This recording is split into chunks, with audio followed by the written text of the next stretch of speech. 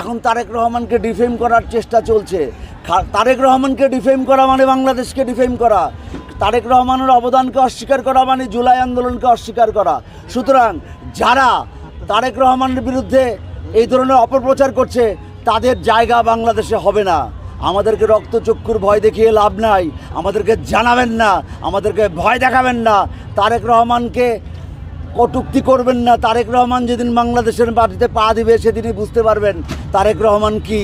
তারেক রহমান বীরের বেশে অবশ্যই দেশে ফিরে আসবে এবং বাংলাদেশে রাষ্ট্র ক্ষমতা গ্রহণ করবেন এবং বাংলাদেশকে জিয়াউর রহমান যেমন একটা রোল মডেলে পরিণত করতে চেয়েছিলেন এটাকে বাস্তবে পরিণত করবেন দেশনায়ক তারেক রহমান।